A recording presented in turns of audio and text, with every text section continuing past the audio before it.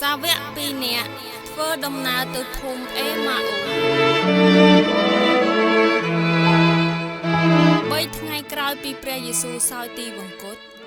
មានសាវកពីរនាក់ធ្វើដំណើរឆ្ពោះទៅភូមិអេម៉ាអូចម្ងាយប្រមាណ11គីឡូម៉ែត្រពីក្រុងយេរូសាឡឹមគេនិយាយគ្នាអំពីហេតុការណ៍ទាំងប៉ុន្មានដែលកើតមាននៅពេលដែលគេកំពុងតែពិភាក្សាគ្នាព្រះយេស៊ូវយាងមកជិតគេហើយធ្វើដំណើរជាមួយគេទៅគេឃើញព្រះយេស៊ូវផ្ទាល់នឹងភ្នែកតែគេមិនអាចស្គាល់ព្រះអង្គបានឡើយព្រះយេស៊ូវមានព្រះបន្ទូលសួរគេថាអ្នករាល់គ្នាដើរបណ្ដើរជជែកគ្នាបណ្ដើរតើនិយាយគ្នាអំពីរឿងអ្វីហ្នឹងគេក៏ឈប់ដើរឈរស្ងៀម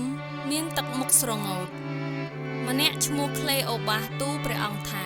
ប្រជាជនទាំងអស់នៅក្រុងយេរូសាឡឹមដឹងហេតុការណ៍ដែលកើតឡើងប៉ុន្មានថ្ងៃមុននេះគ្រប់គ្នាមិនដេចក៏លោកមិនដឹងព្រះអង្គសួរទៅគេថា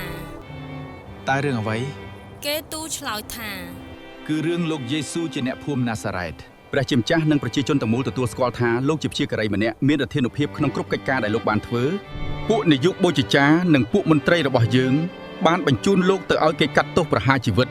ហើយគេឆ្កាងលោកផងយើងបានសង្ឃឹមថាលោកនេះហើយដែលនឹងរំដោះជនជាតិអ៊ីស្រាអែលតែហេតុការណ៍ទាំងនោះបានកន្លងផុតទៅ3ថ្ងៃហើយមានសត្វត្រីខ្លះក្នុងចំណោមពួកយើងបានធ្វើឲ្យយើងឆ្ងល់យ៉ាងខ្លាំងគឺនាងនាំគ្នាទៅភ្នូរតាំងពីព្រលឹម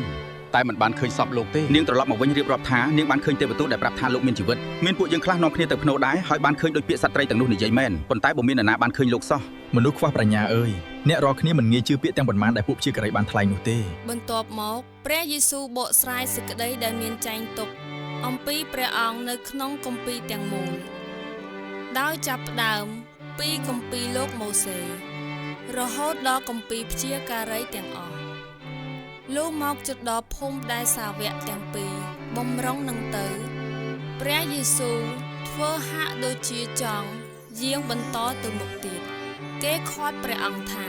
សូមលោកស្នាក់នៅជាមួយយើងខ្ញុំទីនេះហើយដល់បិទថ្ងៃកាន់តែទៀបហើយចិត្តយប់ផងព្រះយេស៊ូវក៏ចូលទៅស្នាក់នៅជាមួយគេ